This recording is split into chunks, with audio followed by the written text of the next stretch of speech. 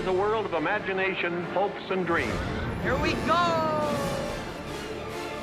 Someday, I'm gonna be a real boy. Nothing's impossible. Even miracles take a little time. All it takes is faith and trust. In this timeless land, magic and make-believe come true.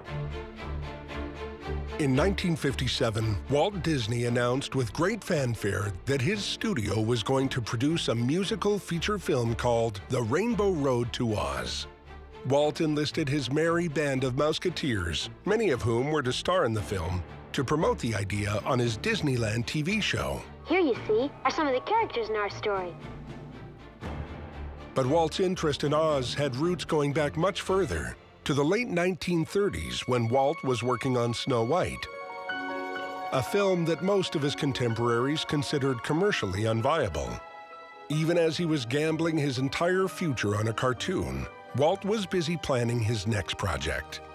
As a matter of fact, there's a radio show where Cecil B. DeMille interviews Walt Disney on the eve of the premiere of Snow White.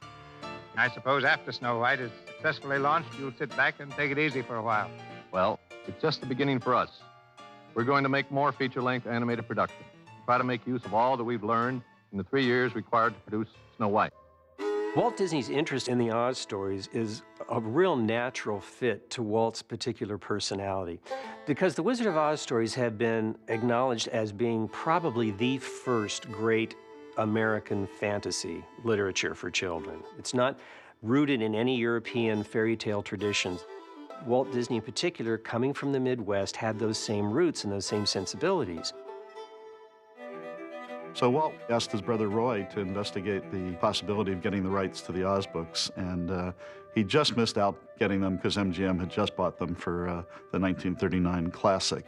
The irony is that it was the success of a Walt Disney cartoon that prompted Samuel Goldwyn to purchase rights to the wonderful Wizard of Oz book in the first place. Goldwyn was encouraged by the enormous popularity of the Three Little Pigs, which demonstrated that adults and children alike could be charmed by a fantasy film. And Samuel Goldwyn held on to the rights, and they were going to make it as a live-action musical, an expensive Technicolor production at Goldwyn. But at the same time, Paramount Pictures acquired Alice in Wonderland and made a live-action version of that, which was rather disastrous. And so Goldwyn said, okay, let's back off. Then, at the end of 1937, Walt Disney releases Snow White and the Seven Dwarfs, and it's a huge hit. I mean, it had been seen by more people than any other movie up to that time. So everybody else then started thinking about, well, you know, what else can we do then? The success of Snow White erased any doubts that adult fantasy could work, and it paved the way for Goldwyn to produce his classic. Walt Disney would have to wait.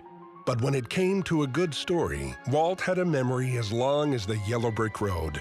It would take more than a decade and the help of another Disney princess before Walt could once again pursue his dream of going to Oz.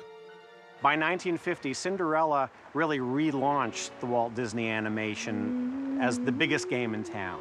Nobody could tell a story like Walt could. It was a tremendous success, and he started thinking about Oz again. And finally, in 1954, he did buy 11 of the Oz books to pursue his film projects.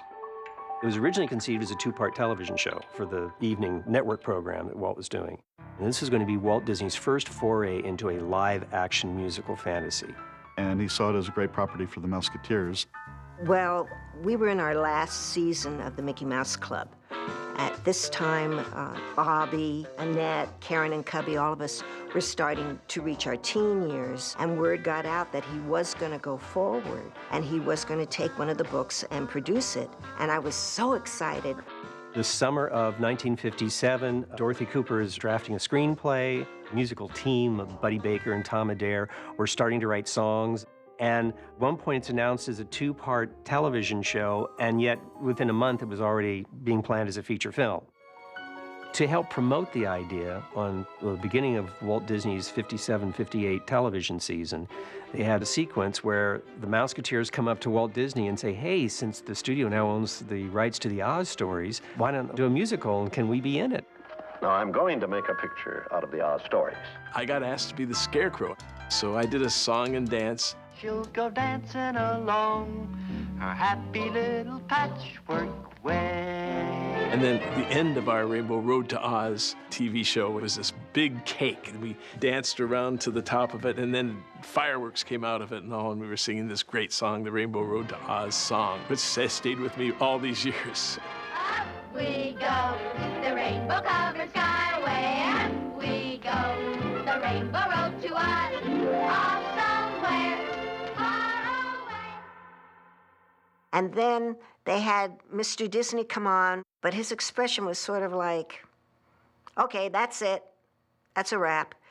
You could see the brakes and the cylinders going back and forth, and he was thinking, maybe not. And Annette said, I don't see him smiling. I think at that point he was probably thinking, no, I don't think it's gonna work.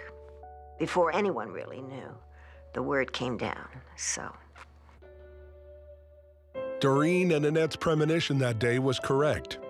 It was less than 6 months later that rumors began circulating in Hollywood that the Rainbow Road to Oz was going nowhere, and Oz was to remain an elusive destination for Walt Disney. So, okay, let's not do Oz right now. It's not quite ready. Let's do Babes in Toyland. So that became Walt's first live-action musical. So if you look at what Walt Disney ultimately made as his first musical, you can kind of get an idea of what Rainbow Road to Oz might have been. And it's a lovely film.